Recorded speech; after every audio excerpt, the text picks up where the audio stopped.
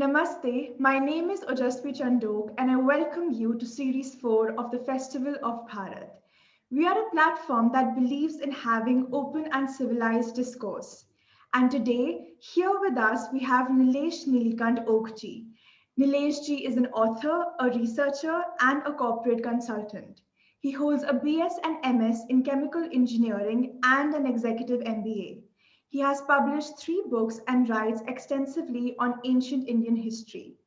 Unlike many other Indologists who focus only on the historical and the philosophical aspect of Indic civilization, Nileshji also emphasizes scientific and deductive reasoning in making his case. He has an adjunct faculty at the Institute of Advanced Studies in the United States. Nileshji, namaskar, and thank you so much for joining us today. Namaskar, Ojasvi, and I'm very glad to be here. Nileshji, my first question to you is that we keep hearing that Sanatan Dharam is not a religion.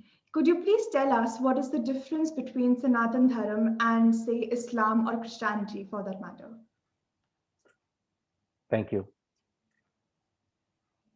We have a special challenge when we are dealing in our social or educational surrounding right now, because if you have to fill a form anywhere, the question usually would be there, what is your religion? And naturally, I or you would put Hindu next to it. So in that sense, we have to fill the gap and call it a religion. And therefore, in that sense, in a generic sense, people would equate Hinduism with a religion. Now, what is the basis of a Hindu dharma? Like if you just look at the dharma as a word, that means dhru. From that word, the word tree comes. Like dhru is to stand, is to sustain, is like a truth. What is? In that sense, that is, these are the different roots. So then what is Dharma? Dharma is that sustains us. Dharma is something that allows us to have a wonderful life, wonderful experience, and so on. It is truthful. That's where the word tree comes. Okay, and it comes from a dhru. It also teaches us endurance. That some things that may not just the benefit that you're looking for may not come right away, or you have to pay the price. So there is a karma. The theory of a karma is very fundamental to the Hindu Dharma.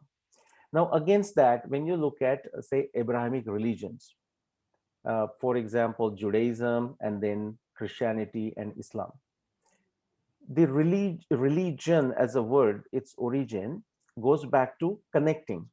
I'm putting it in a simple fashion, to connect something. Now, sometimes connect what? Connect people, a group of people. It could be in one location. It could be a people who are connected by a certain thought, a certain individual, and so on. So briefly, if I have to describe the Abrahamic religions, I'm going to take help of Joseph Campbell, who was a great American. And he described it like this. He said, and I agree with that, and I like that actually. He said, Judaism, think of it as a chosen people of God. So as their religious construct, it's a chosen community, a chosen people of God. If you think of Christianity, uh, as much as we think of a Jesus and all that words that you will hear, it is a salvation through community. Okay, so a lot of emphasis on the community work. And then Islam is, as many of you know, many of us know, it's the importance is of the book, whatever is written in the book, in the Quran. Now, that makes them different from what Hindu Dharma is, because Hindu Dharma is a library as opposed to a one specific book or a one specific savior or one specific race to be a chosen race of God. Right. Nileshji, we've been hearing all of these conversations, at least a lot in the recent times, about what being a Hindu is or Hmm. what Hindutva is. Could you please tell us what exactly is Hindutva? Very good question. There's so much you hear in the social media about Hinduism and Hindutva. The one that I would have heard recently, and you tell me if you heard something different, is the some people will say Hinduism is okay, but Hindutva is not okay. Okay, I mean, have you heard the similar Yes, thing? I've Okay, heard it before. yeah, and I just go into a laughter. Well, just as a metaphor, if or a simile, if I can use, think of the theory of atomism. Okay, and I'm not referring to the Indian old theory of atomism, although it's very fascinating and it's very close to the modern science. And I'm not referring to the Greek atomism. But atomism essentially, as a theory, proposed that everything is made up of very small, minute particles, minute entities that we may not even able to see or sometimes may not able to perceive. Okay, so from that atomism, and then we have atoms, or in modern science, we have now atoms into subatomic particles like electrons, protons, neutrons, and so on. But we'll just stick with this for this simple comparison. Now imagine somebody saying that, hey, you can believe in atomism. Atomism, modern atomism is okay, like post Dalton and all the modern quantum science. But atoms are not okay. Now that will be laughable. That is the same thing people tend to say, and I laugh at it. So Hinduism is okay, but Hindutva is not okay. Which is to say, if you look at the periodic table for all the atomic elements and therefore, oxygen. So it's like a oxygenism, if there is a word like that, is okay, but oxygenitva is not okay. So what is Hinduism? Because to do a comparison with other isms, the whole Hindu Dharma is put it under Hinduism, and for practical purposes, that's perfectly okay, as long as we truly understand the meaning of it. Now, Hindutva is actually a tattva is actually understanding the essence of it and practicing it.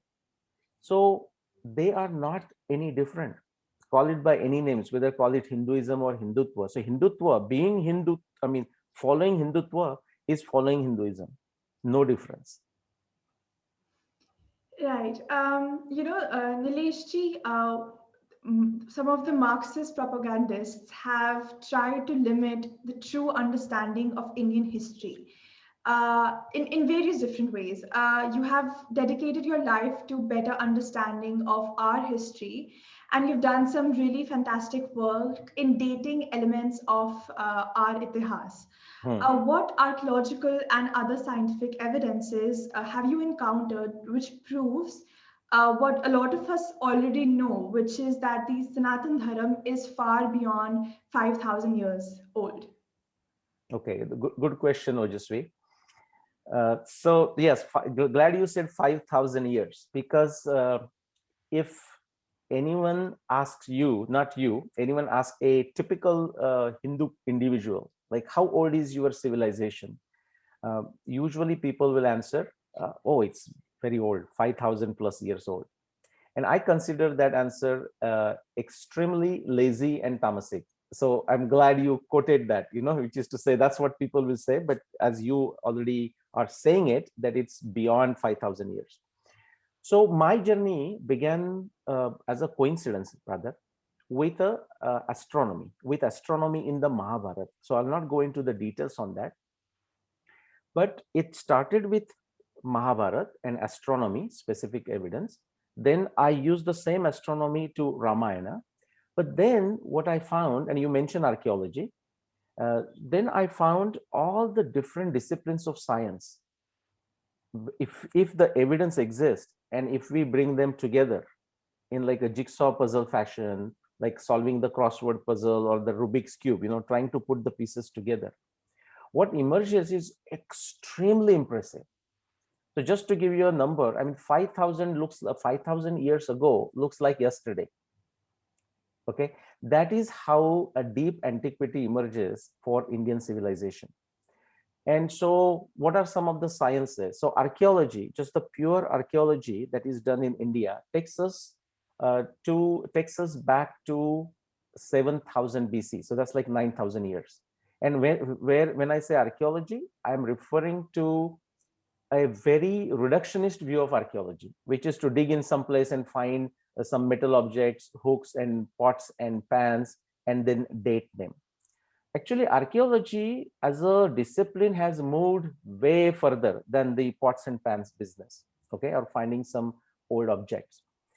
If you look at hydrology, if you look at geology, geophysics, geochemistry, oceanography, climatology, these are all areas of archaeology because they tell us about our past.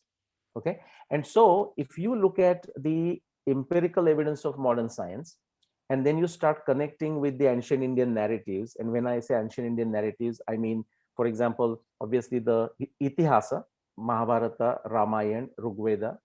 Then you look at many other samvitas, either from Ayurveda, from astronomy, other disciplines.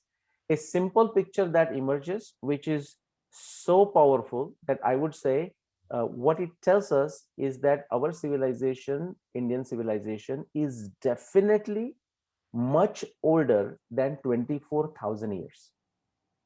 So that is, so we should give up that 5,000 years old civilization now and start Dream, using right. the word at least 24,000 years ago, or definitely more than 24,000 years. Right. Following up on that, we spoke about dating of Mahabharata and Ramayana. Hmm. But why do you think is it important to date Mahabharata and Ramayana and Rig Veda? I mean, why can't we just be sort of happy and content with the philosophical and practical guidance that they contain? Yeah. Okay. No, that's a great question. And so let me just do a Purva Paksha of what you just said, the second part, right? Which is to say, Ramayana, Mahabharata, they are rich in niti vichar, the moral codes. They are rich in the stories. They are rich in how to live our life, sometimes simple solutions to the life, good stories, how to behave in a certain situation. Why not just be happy with that? And my point is, if there was no way, if there was no evidence that we could empirically test it, which would have allowed us to know when they happened, like put a dating on them, I would have been perfectly fine with it. I mean, we as a Hindu Dharma, we were perfectly fine with it. We are fine with it. We will be fine with it. However, if the evidence exists and if we can figure out the dating of those specific events, it has immense value. Just to give you a quick metaphor, for example, if you are a medical doctor and you are diagnosing somebody over a distance, these days it is happening actually, right? Right. So Indian doctors are diagnosing patients in America, sometime over a Zoom call like this or whatnot. And now, suppose if it was not possible and just on the phone call, there are many things. If you can always diagnose a patient, but wouldn't you say it is very useful information if you happen to know the person's age, person's gender, whatever the background conditions that person may have, what kind of severe situation, health situation the person is going through, that person's nutrition, and so on, right? So more the pieces of information you have, better the diagnosis is. So what happens? One of the key piece, and it's a very important, very crucial, if we can find it, if we are lucky to find it, is the dating of that specific historical event, because then it gives you a context for science, culture, technology, and civilization. And that has many implications for the grand narrative of India, especially because many others, outsiders, have distorted our narrative. Right. Right. Talking about our scriptures, what are the foundations of Hindu Dharma? How is it in tune with modernism and true liberalism in its nature? Okay. Well, good question again. This is a question I would say 90% plus of us Hindus would struggle if somebody says, explain me what is Hinduism. All right. And we wouldn't know where to begin Right. sometime. And that's because of the immense deracination that has gone over last 200, 300 years. Now, if somebody asks you the question and you respond to that, they are going to do the comparison with what they think of their own system. And I'm using the word system deliberately, so not to call dharma versus religion, but they are going to make a comparison with religion no matter what, because if it's not Hinduism or the extended Hindu religions like Jainism and Buddhism and Sikhism and Shintoism and all that, then it is a religion. So what are the foundations? That is, I think, your question is, or how it distinguishes and what is the foundation. I describe it with my understanding as three solid foundations. One is vichar swatantra, okay, the freedom of thought that has to do with the intellect. And the whole Hinduism, you will see on the triangle of it, the words used are mano, vak, kaya, sanyama. Okay, the balance, the control, appropriate use of mind, intellect, and a body. So these three foundations go with that. So vichar swatantra, which means the freedom of thought, goes with the intellect. You will not find this in any of the existing religions of the world. Freedom of thought is not there. Okay, not in the religious construct. They can think outside, but not to be questioned. The other one is endurance in conduct. Now that you will find somewhat in other religions too, which is to say there is an emphasis on doing good work, but they don't consider this as the topmost, whereas in Hindu construct it is the topmost thing, the endurance in conduct. Whatever path you follow as your swadharma, you continue to do it. And the third one is a niti vichar, which is the morals, but there is a difference. You can have relative morals, like in certain religion, the slavery of the people that you oppress or you find them during the war, it's okay to make them slaves, for example. That could be the case. What you will find is that when Hinduism is talking of the niti vichar or niti dhrudata, the total conviction in the morals, it is talking of absolute morals. For example, like ahimsa, satyam, asteya, akama, krodha, lobhata. Now its implementation may change based on the time, place, and circumstances. That is true for everything, but these are the three. So freedom of thought, endurance in conduct, and conviction in the absolute morals. Those are the three basics of the Hindu religion, or Hindu dharma, I should say. Right. And these are the qualities that makes Hindu Dharma in tune with today's modernism and, in fact, true liberalism, because freedom of thought is actually being a true liberal that Yeah. way. Um, Yes, and if I may add, this endurance in conduct that I refer to, this is very important because it's okay to act with the freedom. I mean, full freedom that is encouraged. However, we can make mistakes, and the path to correction comes from this action. Like there is a, say, in a darshana tradition, which is a how to experience something. Okay, so there is a philosophy, Tattvajnan, but there is also Darshana, which is to say how to experience that philosophical truths. Okay, and so in that tradition, one of the six Darshana is called Nyaya Darshana, and you know what it says? It says Pravartana Lakshana Dosha, which is to say, it's Sanskrit, of course, but it says only when you act, your defects are seen. So you act with so intellectually you act with the freedom of thought, but then to refine that thinking, you need to act. So these actually they come together as a triangle. mhm. Right. The river Saraswati is mentioned in the Rig Veda, in Hmm. Ramayana, in Mahabharata. To what extent do these descriptions of the river Saraswati can be sort of tested and validated on modern scientific research? Yeah, you asked me my favorite question. Thank you. so so actually the next week I am giving a presentation on this very subject at the International Saraswati Conference. So I'm prepared to answer your question. Okay. Yeah, no, this is something I am studying initially indirectly for 20 plus years, and in the last 10 years very directly into the Saraswati research itself. It's a wonderful research that has been carried out, I would say, over last 100 plus years. So to summarize it, uh, I'll start with from our times. Okay. Now, something beautiful about the Hindu civilization. The river Saraswati that is mentioned in, as you said, Mahabharata, Ramayana, and Rigveda, and many other texts, of course, simply did not exist for last 4,000 years. Last 4,000 years. Okay. I mean, think of it. Most of the other religions simply did not exist 4,000 years ago. Okay. So the Saraswati that is described in this text did not exist last 4,000 years. And guess what?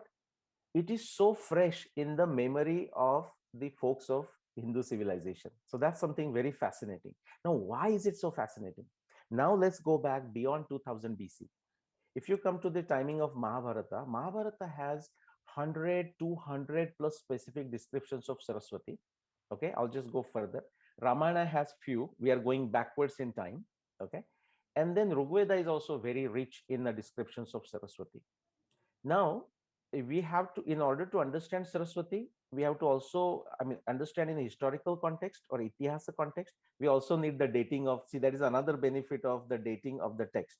Otherwise, purely from a Saraswati point of view, I would say the current evidence, and the very recent evidence comes from like 4 months ago, is telling us that Saraswati, that is described in the Indian text, is definitely older than 170,000 years. So in Indian terms, like close to 2 lakhs. Okay. If you say this some places, people will fall off their chairs because they are thinking it's either mythical, or if it existed, it was some small stream flowing somewhere. That's not the case. So just to tell you the history, if we go back, definitely now the latest empirical evidence, more than 170,000 years. But the Mahabharata timing, the way it is described in the Mahabharata, we are talking 6 millennium BCE, like more than 7,500 years ago. And these 200 plus descriptions of Saraswati impeccably, perfectly match with the descriptions of Mahabharata, but also the descriptions of the 6th millennium BCE, based on the hydrology evidence, based on the climatology evidence, and so on. Ditto for Ramayana. And the grand Saraswati of Rigveda, it is described as like a Naditame, Ambitame, Devitame Saraswati, or Giribhya a Samudrat, like starting from high mountains all the way going to the ocean.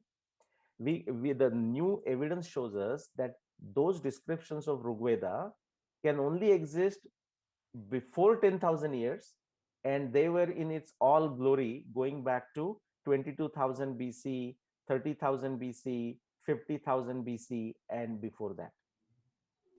Very rich evidence for Saraswati. This is absolutely fantastic to hear. I mean, all of these things that we are supposed to know, but we do not, about dating of our own culture and history. But following up on what we were talking about earlier, Yeah. can you tell us when did the war of Kurukshetra happen? A better understanding of timelines, I think, would be really impactful and help us truly understand our own history of India.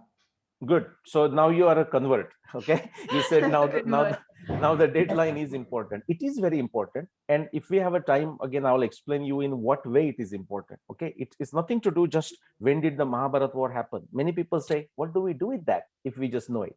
And I'll tell you what we can do with it, or actually what we are doing with it. But before that, just to answer your question. So I told you I started with Mahabharata and the astronomy evidence. In fact, guess what? It started with one simple shlok, or one simple verse from the text of Mahabharata. So just to give you a background, like Mahabharata is huge. I mean, it's the what you can say biggest, longest epic of humanity. So the whole humanity should care. Doesn't matter what part of the world you are. It is like if you combine the Greek epics like Iliad and Odyssey together, then you have to multiply 8 times before you get close to the Mahabharata size. It is that huge. So I started with one verse that I randomly ran into, and just for fun, I'll say that. Maybe that's the only Sanskrit verse I'll say. It says, Ya Chaisha Vistuta Rajas Trailokya Sadhu Sammata Arundhati Tayapesha Vasishta Prashtata Kruta. It said, at the time of the Mahabharata war, the star Arundhati is walking ahead of star Vasishta. So Alcor, in the modern astronomy, is walking ahead of, or is seen, it's walking ahead of star Mizar. Now, Mhm. what's the big deal about it? I'll not go into too much detail, but the big deal is that is not how it works today. And that is not how it works 1,000 years ago, 2,000 years ago, 3,000, 4,000, 5,000, or 6,000 years ago. to the extent many of the Mahabharata researchers thought it is a observation that is astronomically impossible.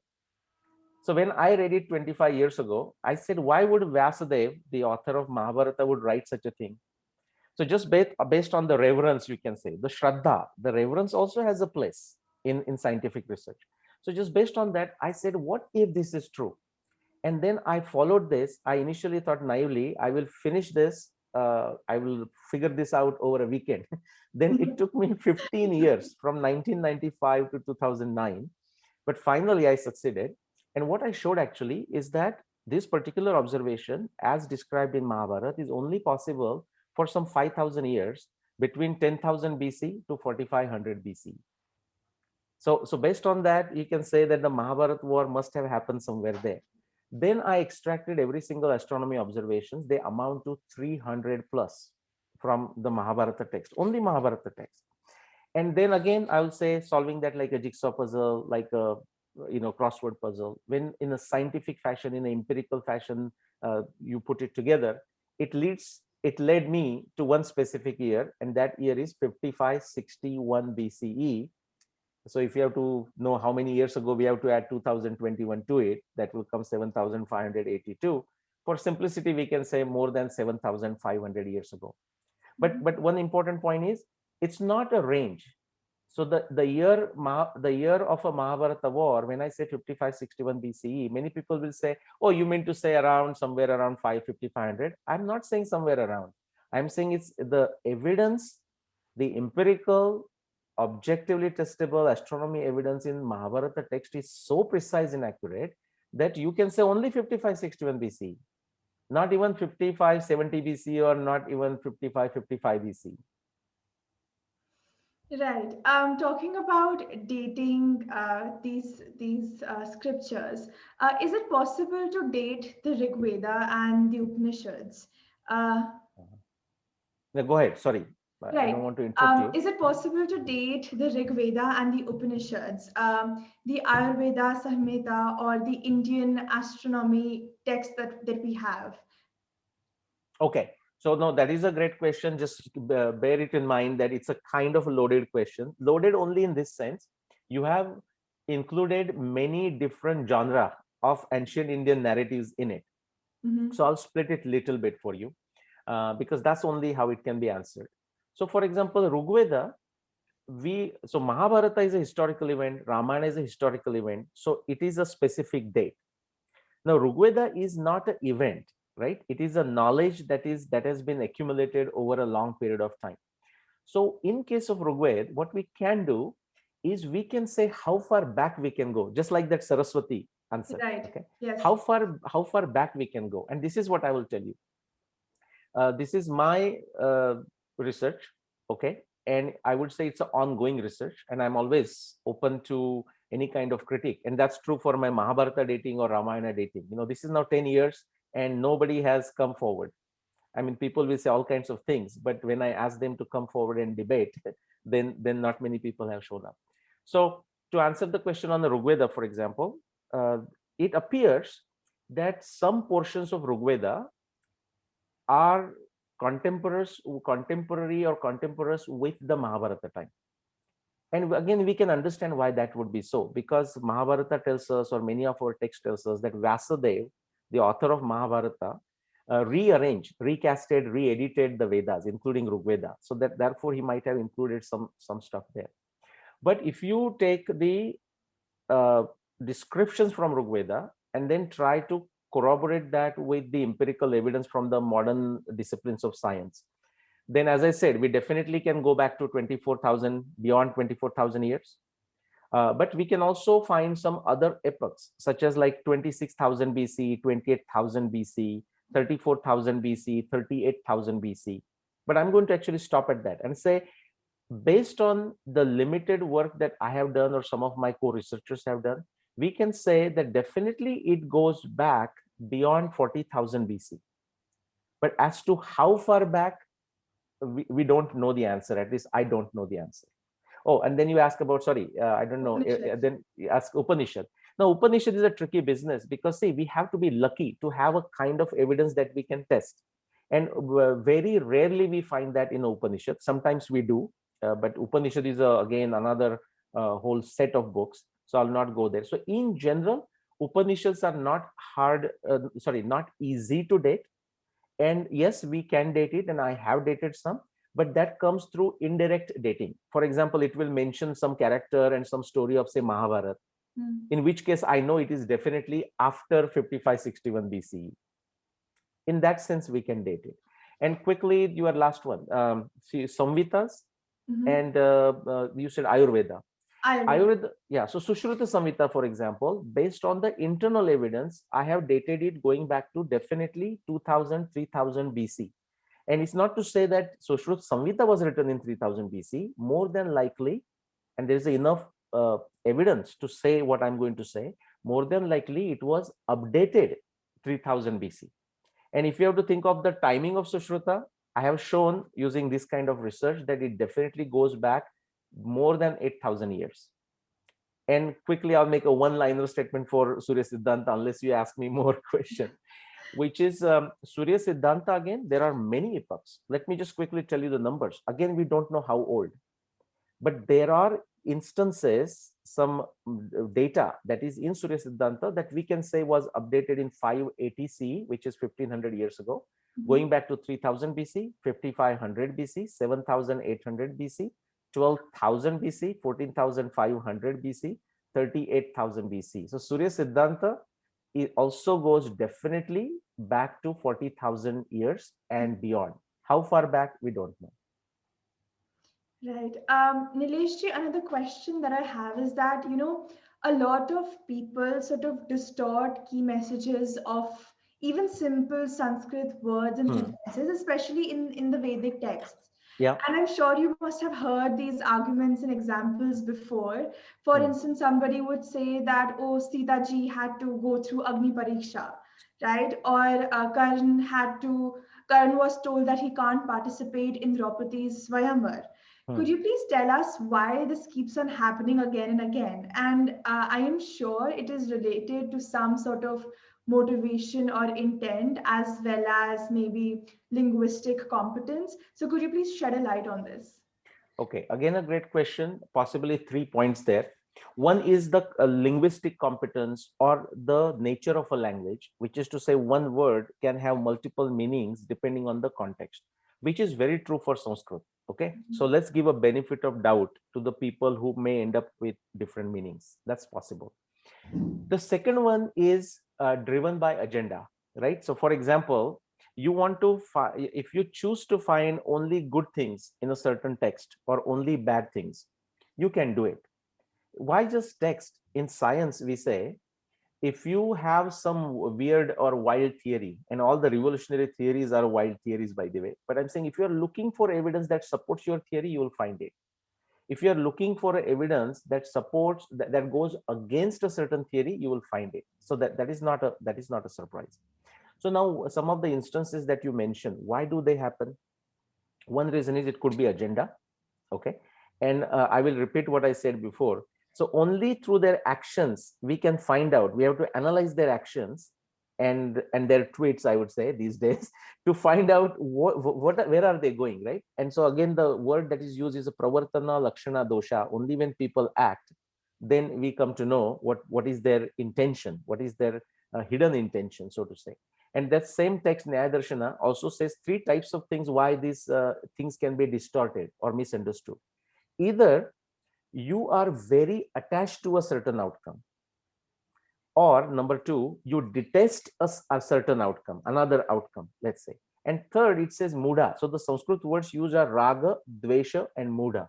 So raga is an attachment to certain thing, dvesha is a detestation, like hating a certain outcome, and muda is just a sheer lack of intellect, just that ability is not there to do that.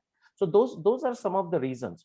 Now, one more thing I want to add quickly, which is to say, we have to be very careful, all of us, in taking a instance, something that happened, say, 14,000 years ago, like Ramayana, or 7,500 years ago, like Mahabharata, or some Rigvedic narration that goes beyond 24,000 years. We have to analyze it in the context of those times. For example, I'm in America, and I'll tell you here the a great personality, and I love him, is Ben Franklin, the one of the founders of American Revolution and whatnot. Now, if we just say right now, with all this liberal and all that discussion that you will be hearing, now he had a slave. His name was John, right? And he decided that when Ben Franklin, he meaning Ben Franklin, when he dies, that his slave should let be free. But until he died, he decided to keep him as a slave, number one. Now, I have a great respect for Ben Franklin. I'm fascinated by that personality. But my point is, if we have to think of some of the great philosophy that Ben Franklin came forward with, which I'm fascinated, if you try to mix it with the some social norms that he was behaving, which was considered very normal of his time, we can criticize him today. That is fine, but we cannot use that against him to even understand some of the good things he did. Right. So if we have to understand Rama, if you have to understand Krishna, or whoever we have to understand in the context that they grew up, or in the context that they were serving. And these were considered yuga purush, okay, like epoch maker, because they were revolutionaries of for their times, just like Ben Franklin was for his time. Right, but my question then is, how do you do that, right? Because let's take Mahabharata for Hmm. instance. Yeah. If reading it is going to take so many attempts, because there's just so much complexity and so many values and morals that one can get from just reading it once, Hmm. and it can happen again and again. How do we sort of understand what the situation was during those times? Ah, brilliant question, by the way. Wonderful on a multiple grounds, but I'll cover maybe two. One is, how do we know what was the social setup there, or whatever the situation, and how do we analyze it? Okay. Well, some cases we are lucky and we know the kind of social setup was based on the descriptions in these epics. So that's possible. Other times we may not be so lucky. Okay. But I want to give another perspective, couple other perspective. One is, some of these things that are mentioned there, we can actually do a comparison with our times, just like I did, for example, a minute ago with Ben Franklin. Mhm. And suddenly you will find actually that these folks, I mean Ram Krishna or many others, they were way ahead of our times, compared to even when we look at any other person. Okay. So relative comparison is possible. The third one is sometimes, can you test it objectively? Not everything in a social setup can be tested objectively. Okay. And the one last one, if you have seen in a business setup, I mean, in business school, I don't know if that is done in your area, whatever you are studying or whatever you have studied, but they give you case studies. In a business school, it's very common these days. They give you a case study, and the case study has many things left open, and that is what we have to analyze. Now, somebody will think, oh, case study was a new concept that came into being 100 years ago, 200 years ago. Well, no. Mahabharata and Ramayana, you can think of them, the individual narrations there, as case studies. And that is why we feel perplexed, why Bhishma did that thing, or why Bhishma did not do a certain thing, why Right. Krishna did that thing, or why Krishna did not do a certain thing. Same thing for Rama and many others. Well, they made a choice what they must have thought appropriate for their times. We don't know all their circumstances, but they are left for us as a stories in such a fashion that we can actually feel stunned. We can actually meditate, very much like we saw the case study, and frankly learn from it and try to adjust it for our time, place, and circumstances. So there is nothing to be followed here blindly from what they did. Say Yaskacharya, in defining our Sanatan Dharma, he uses the definition of Sanatana. He says Sanatano Nitya Nutana, meaning Sanatan Dharma is that framework which is capable of and which is very enthusiastic about refreshing itself with time, place, and circumstances, and change in these three. Right. Nileshji, Abrahamic religions have sort of had some very questionable positions of history, especially in terms of scientific facts. Hmm. And I'm sure that you can cite some of the examples from your own experiences Hmm. about what the relationship of Sanatan Dharma with science is. Hmm. Yes, so I will not go into Abrahamic religions. I think those are very obvious, as you said, to many people. Again, the reason these examples occurred in this Abrahamic tradition is because of that part ism. Mhm. Because the same for the same reason you see that in a communism or Marxism, which is once you decide that this is the truth and we are not going to change it, then the only job you are left with is to defend that particular position. That is not the position of a Hindu Dharma. Okay, granted, sometimes you will see some not so ideal scenarios, and that can be described in a Sanskrit words as a Sanskriti, Prakruti, and Vikruti. Mhm. Okay, Sanskriti is like even going beyond the animistic tendencies that we have and making something so beautiful. Prakriti is as simple as if we are hungry, we should go and eat. Okay, Sanskriti would be I am hungry and I only have say one loaf of bread, but the people who are hungry there, it's not going to be sufficient for any one person. Still, I divide it. That will be a Sanskriti. And Vikruti is I am full, but still I just steal the bread from somebody else. So some these pockets of imperfections do occur everywhere around the world, but by and large what you will find is the Hinduism foundation. I told you about the foundation, but it is also based on this tattvajnan and darshan. So there is a philosophical basis and there is a darshan, which is you can think of a method or a scientific method to experience that philosophy. So the kind of conflicts that you mentioned that you saw with the Abrahamic religions never occurred in Hinduism. Now, as I said, there could be some pockets, the individual person might be a dogmatic and so on. But as a civilization, it never happened. In fact, think of what is a modern definition. What is the definition of modern science? It says it is a triangulation of explanation, prediction, and testing in Mhm. the context of a theory and in the context of a background knowledge. If you go to Indian Darshana tradition, you will find this definition exactly as is given 7,000 years ago, 14,000 years ago. For example, Pratyaksha Anumana Agama Pramanani, or Pratyaksha Anumana Upamana Shabda Pramanani. What I just said, because it's a Sanskrit, somebody may not understand it. But essentially, when I said Pratyaksha Anumana Upamana Shabda Pramanani, I am saying it's a triangulation of explanation, prediction, testing in the context of a theory and in the context of a background knowledge. That is how it is. To the extent we will say Hindu Dharma is science. Right. So is it that the Hindu Dharma sort of keeps on evolving and changing with the Hmm. time, or is it that the values and the morals that it has and constitutes of are going to stand the test of time? Okay, well, there are certain things. I mean, that's again a good question. There are certain things that will never change. For example, as a principle, freedom of thought, we don't want it to change.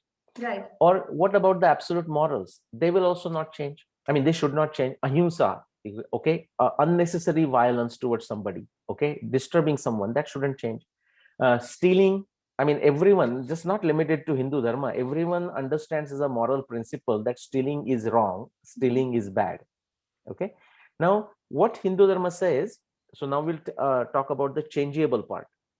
With the time, place, and circumstances, the things may change. It changes with who you are. And that's why it talks about the varna and ashrama. Okay, now varna ashrama also has got a bad name because people again don't understand. They don't have enough intellect to understand what it is. But you will find some twisted form of varna and ashram in every society of the world.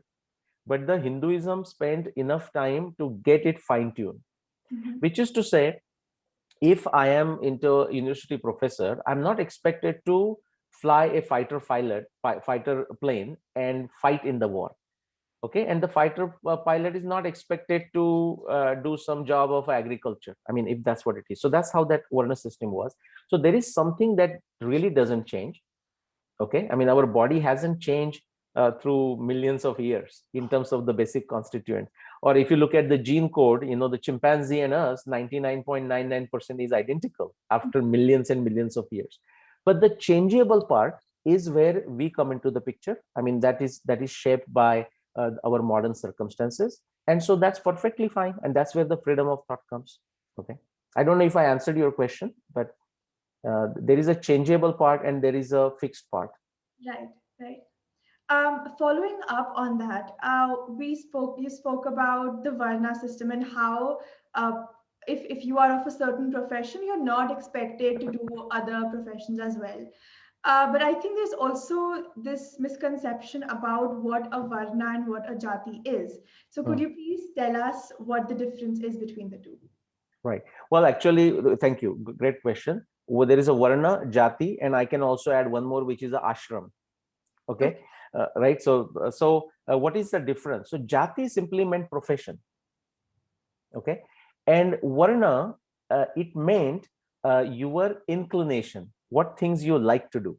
Mhm, I don't know if you have heard of or seen a Japanese framework called Ikigai. There are like four circles, if you have seen it, right? What you would love to do, mhm, what you are good at, okay, what is needed by society, okay, and what you can actually end up doing, I mean, or what is, so trying to bring those together was the basis behind the Varna system, behind the Jati system, and behind the ashram system. For example, in America, when they had a Vietnam War or something like this, when they needed more soldiers, they actually went looking for other people, like saying, okay, hey, you may be doing farming, but I want you to come fight. So sometimes you can have this transition, and it's a well management of a society. So like you need certain type of workers. You might, just like we do it in our modern times, we create certain incentives for people to do it. So that is a Varna, is what you like. It's a Krishna says chaturvarnyam maya srishtam guna karma vibhagasha, based on your innate abilities and based on your inclination. Then the profession is sometime you will do because of your circumstances. If you are in a village, you will do agriculture. Okay, if you are in certain place, like say very dry land like Rajasthan, you might have to find a different profession. So based on that, you might find the profession. But the third one is a ashram, which is to say, in an individual life, what I did today is not exactly same thing I did 20 years ago, and 20 years before that. Okay, so then there were four ashramas. But let me bring these all together, which is to say, whether it is what your inclination is, or what actually you are practicing as a profession, or what is your stage in your life, and therefore what will be the nature of your contribution. For example, ashrama, when you are young, you are studying, you don't know anything, you show the reverence for teacher, trust for teachers, and you study. Then you actually use that knowledge to generate prosperity. That is the grostha. Vanaprastha, now you take a mentoring role. You may still do other things, but a prominence is on the mentoring role. And when you go to sannyasa, that is a somewhat of a retirement, but also doing a more philosophical, making some philosophical contributions. But the commonality for all three of these, was there was a certain minimum common program. Okay, so for example, that niti that I talked about, ahimsa satyamasteya akama krodha lobhata, that is common to all three, whether you are in a certain ashram, whether you are in a certain varna, or whether you are in a certain jati. mhm. That was common for all three of them. Nileshi, my last question to you is that, Hindu civilization has gifted the world with many of its great inventions and discoveries. Yeah. And there still are people who ask why we fail to sort of lead with new and additional inventions and scientific theories in terms of technology, for instance, right? There are people who keep on asking questions about why we do not have more airplanes being built here or more computers being built here. And I think the answer to that should be obvious, but it would be lovely if you can explain that to us in clearer terms for our Western audience. Okay. No, great question again, Ojasvi. And you said the answer should be obvious, but again, you may know well too that it starts with many people. You just said Hindu civilization has given, the basics for much of a world civilization. Even that fact is not known. Okay, I mean, it's known to you, and congratulations. uh, Many of the modern inventions, I will say, in the science side, but also technology, and we should distinguish science and technology, and that is how I'm going to answer your question. What you'll find is a basis for many of the scientific theory has come from India. And I'm not saying India is the only place. Okay, it would have come around the world, but India has made a significant contribution. Again, what is the method of science? See, science begins with the critique and criticism of a myth. Like, so we hear something like Hanuman say flying, and you say, okay, how would he fly? Okay, so that's now we start critiquing it. And then somebody finds a way, like a glider can make you fly, or then an aeroplane can make you fly. Okay, so science begins with the critique of a myth, criticism of a myth. And so India, as a ancient narratives, did provide a basis. When it many people don't know that even the modern so-called allopathic medicine science, they have benefited immensely from the Ayurveda. For example, a welcome group in UK, I mean, the CEO of that group, he sent a team or an individual, and his job was to go in India and not return until he has extracted all the information from Ayurveda, from all the Ayurveda folks of India. And he spent some 3 years or a longer time, extracted stuff and went there. If you know the Aveda brand, Aveda, that comes from, again, a Veda, something like that. That person in here in America, Minneapolis, he hired two individuals, Ayurveda specialists from India. They worked with him for many years. And now people even don't know that Aveda has anything to do with the Ayurveda. It's actually Aveda for Ayurveda, short form for Ayurveda. So that is a science factor. But what you just said is actually justified. It's somewhat justified. People will say, oh, but India did not invent telephone and aeroplane and steam engine and stuff like that. They are partly correct, but think of it. Therefore, I want to separate science and technology. Science is like understanding the fundamental first principles for any discipline. Technology, if you have enough resources, if you and find a group together with enough talent, crazy folks together, and give them enough resources, enough money, things can happen. Technology can come up with some things for which a scientific basis may not exist.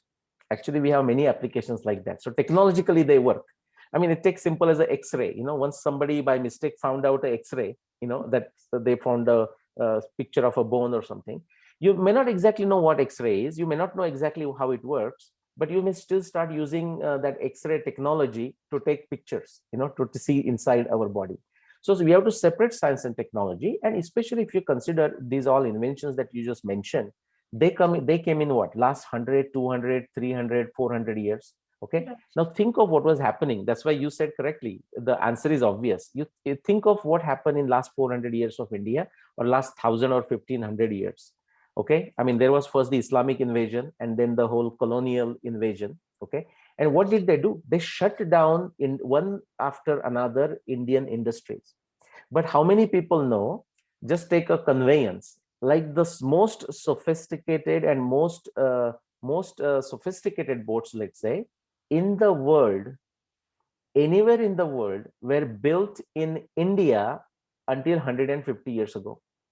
In fact, British made the Nanking Treaty with the Bombay boat workers because they needed their skills. But British, essentially colonialists, shut down one industry after another. And when the Islamic invasion happened, they didn't focus on doing anything in terms of building the prosperity. They build prosperity by stealing from others for most part. And that is the reason last 400 years, 500 years, India didn't do well. But now that is changing. Now you can see also, like, there is a lot of new inventions coming in India. And as far as the science goes, that charge is not true. Indians have always contributed to science in the past and even in the last 500 years. See, what I have done with Mahabharata and Ramayana are also new inventions. Okay, so many times when people ask me, so Nilesh, what have you done exactly? How would you summarize it? And I say, what I have done for Mahabharata and Ramayana, okay, is exactly what Kepler, Newton, and Einstein did to cosmology. Right, right. Well, thank you so much, Nilesh ji, for coming here today and speaking on all of these issues that I think personally need more to be spoken about. Namaste and to you, and thank you so much once again. And to our audiences, please like, share, and subscribe. And we will be back with another fantastic conversation on the Festival of Bharat. Namaskar. Namaskar, Ojasvi. Thank you.